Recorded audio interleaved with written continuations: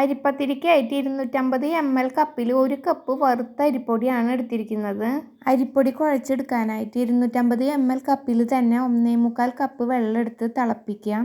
ഇത് നല്ലപോലെ വറവായ അരിപ്പൊടി ആയതുകൊണ്ടാണ് 1.25 കപ്പ് വെള്ളം എടുത്തത്. വറവ് കുറഞ്ഞ അരിപ്പൊടി ആണെങ്കിൽ 1.5 കപ്പ് വെള്ളം എടുത്താൽ മതി. ഇതിലേക്ക് 1/2 ടീസ്പൂൺ ഉപ്പിടാം. ഇനി വെള്ളം തിളയ്ക്കാൻ വെക്കാം.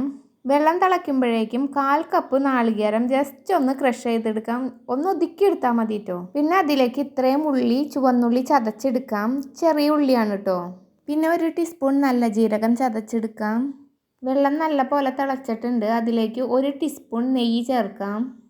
ഇനി ഈ വെള്ളത്തിലേക്ക് അരിപ്പൊടി കുറച്ചായി ഇട്ടിട്ട് ഇളക്കി കൊടുക്കുക. ഇതുപോലെ അരിപ്പൊടി ഇടുന്നതോടൊപ്പം തന്നെ അത് ഇളക്കിക്കൊണ്ടിരിക്കുക. എല്ലാ അരിപ്പൊടിയും ഇട്ടിട്ടുണ്ട്. ഇത് ഇനി ലോ ഫ്ലെയിമിൽ വെച്ചിട്ട് തന്നെ അരിപ്പൊടി നല്ലപോലെ മിക്സ് ചെയ്യാം. ഇത് നല്ലപോലെ മിക്സ് ചെയ്തിട്ടുണ്ട്. ഇനി ഫ്ലെയിം ഓഫ് ചെയ്തതിന് ശേഷം 2 സെക്കൻഡ് ഇതൊന്ന് മൂടി വയ്ക്കുക. മൂടി വെച്ചിട്ട് 2 സെക്കൻഡ് ആയിട്ടുണ്ട്. ഇതിനി നാളികേരം ചേർത്ത് മിക്സ് ചെയ്തെടുക്കാം.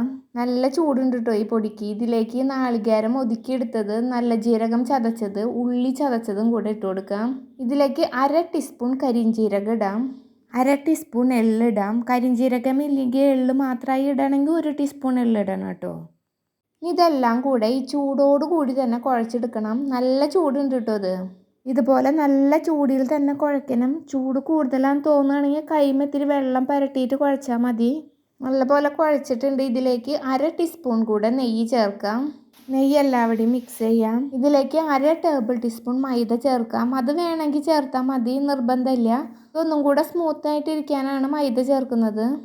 ഇതിൻ്റെ ചൂട് പോയിട്ടില്ല കേട്ടോ. ചൂട് പോകുമ്പോഴേക്കും തന്നെ ഇത് കുഴച്ചെടുക്കണം. പൊടി നല്ലപോലെ കുഴച്ചെടുത്തിട്ടുണ്ട് കണ്ടോ. ഇതുപോലെ ആക്കണം. ഇത് നല്ല സ്മൂത്താണ് കേട്ടോ. കണ്ടോ, നല്ല സ്മൂത്തായിട്ടിരിക്കുന്നുണ്ട്. പരത്തുമ്പോൾ ഒട്ടി പിടിക്കാതിരിക്കാൻ കുറച്ച് മൈദ ഇതുപോലെ ഇടുക. അതിന് ശേഷം ചപ്പാത്തിക്കോല കൊണ്ട് ഇത് പരത്തി കൊടുക്കുക. ഇത്തിരി കട്ടിയിൽ തന്നെ പരത്തണം കേട്ടോ, വല്ലാണ്ട് കട്ടി കുറയ്ക്കരുത്. കണ്ടോ, എല്ലാവിടെയും ഒരേ കട്ടിയിൽ പരത്തണം ഇതുപോലെ. ഇനി ഇത് റൗണ്ടായിട്ട് കട്ട് ചെയ്തെടുക്കാം. ഞാനൊരു ഗ്ലാസ് വെച്ചിട്ടാണ് ഇത് കട്ട് ചെയ്തെടുക്കുന്നത്. ഇതിനേലും വലുപ്പം വേണമെന്നുണ്ടെങ്കിൽ അതിനനുസരിച്ചുള്ള വലുപ്പമുള്ള പാത്രം എടുത്ത് കട്ട് ചെയ്യാം. കട്ട് ചെയ്തെടുക്കുന്നത് മുത്തൂസാണ് കേട്ടോ. മുത്തൂസിന് ഇതൊക്കെ ചെയ്യാൻ ഭയങ്കര ഇഷ്ടമാണ് കേട്ടോ ഫ്രണ്ട്സ്. കണ്ടോ, ഇതുപോലെ കട്ട് ചെയ്തെടുക്കുക എല്ലാതും. ഓരോന്ന് കട്ട് ചെയ്തെടുക്കുമ്പോഴും ഈ കനം കിട്ടാൻ പാകത്തിന് വേണം മാവ് നമ്മൾ പരത്തിയെടുക്കാൻ. വെളിച്ചെണ്ണയിലിട്ട് പൊരിച്ചെടുക്കുമ്പോൾ വട്ടം കുറവാണ് നമുക്ക് സൗകര്യം. കടയിൽ നിന്ന് വാങ്ങുമ്പോൾ ഇതിനേലും വട്ടത്തിലായിരിക്കും.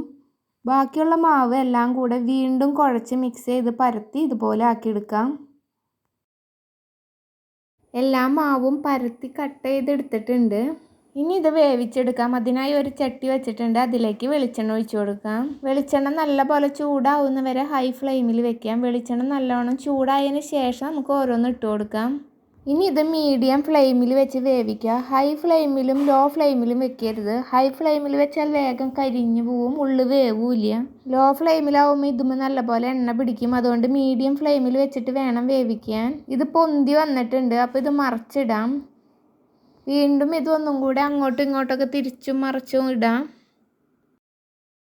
പത്തിരി റെഡിയായി. 2 വശവും ആയിട്ടുണ്ട്. ഇതിനി കോരിയെടുക്കാം. അടിപൊളി ടേസ്റ്റാണ് കേട്ടോ ഫ്രണ്ട്സ്. ഇത് നല്ലപോലെ പൊന്തി വന്നിട്ടുണ്ട്. കുട്ടികൾക്ക് എന്തായാലും ഇത് തീർച്ചയായും ഇഷ്ടപ്പെടും. ഇതുപോലെ തന്നെ എല്ലാതും ഇട്ട് വേവിച്ചെടുക്കാം. എല്ലാ പത്തിരിയും വേവിച്ചെടുത്തിട്ടുണ്ട് കണ്ടോ ഫ്രണ്ട്സ്. അപ്പോൾ എല്ലാവരും പത്തിരി ട്രൈ ചെയ്ത് നോക്കിയിട്ട് അഭിപ്രായങ്ങൾ കമൻറ്റ് ബോക്സിൽ ഇടണേ. നമുക്കിതൊന്ന് പൊട്ടിച്ച് നോക്കാം. ചായക്കൊപ്പം കഴിക്കാൻ അടിപൊളിയാണ് കേട്ടോ ഫ്രണ്ട്സ് ഇത്. ഫ്രണ്ട്സ്, അപ്പോൾ നമ്മുടെ അടിപൊളി ടേസ്റ്റുള്ള അരിപ്പത്തിരിയുടെ റെഡിയായേ. ഞാനിതൊന്ന് ടേസ്റ്റ് ചെയ്ത് നോക്കട്ടെ കേട്ടോ.